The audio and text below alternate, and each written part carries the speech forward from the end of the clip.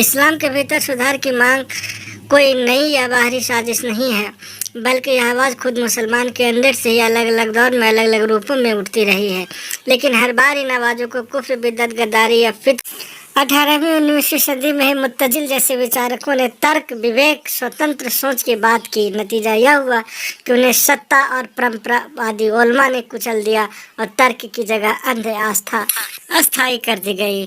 19ویں صدی میں سر سید احمد خان نے قرآن کی آدھنک ویاکھیا وگیان اور شکشا کی بات کی۔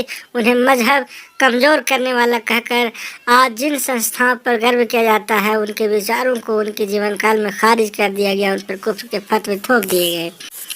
20ویں صدی میں غلام احمد پرویز نے قرآن کیندرت اسلام کو خارج کرنے کی بات کی اور حدیث کی آلوچناتمک جانچ کی۔ انہیں سماج سے بہشکرت کیا گیا، کتابیں پرتبندھت، جان سے مارنے کی دھمکیوں کے کارن دیش چھوڑنا پڑا۔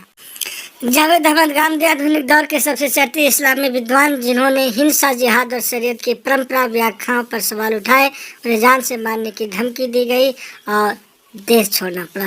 سلمان تاثیر نے پاکستان میں اس زندہ قانون پر سوال اٹھائے، ان کی ہتیا کر دی گئی اور ہتھیارے کو غازی بنا دیا گیا۔ یہ صرف ایک ویکتی کی ہتیا نہیں بلکہ سدھار کی سمبھاوناؤں کی ہتیا ہے۔ لیکھکا تسلیمہ نسرین کو بنگلہ دیش سے پرتاڑت کر نرواست کر دیا گیا، جو آج بھارت کی شرح میں ہے۔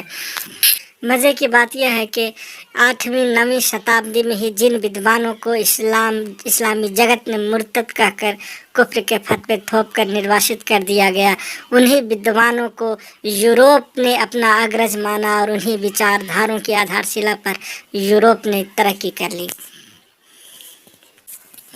ان دور میں کتابیں جلا دی جاتی تھی اور سارے ثبوت مٹا دیے جاتے تھے، مگر آج انفارمیشن ٹیکنالوجی کا دور ہے اور یہ وچار دھارا اب شہر شہر نگر نگر پہنچ چکی ہے۔ اب اس کا دبایا جانا سمبھو نہیں ہے۔ آج بھی جو لوگ مولاناؤں کے، ملاؤں کے مذہب کے خلاف اپنی جان کی بازی لگا کر لڑ رہے ہیں، وہی مسلم سماج کے اصل ہیرو اور رہنما ہیں۔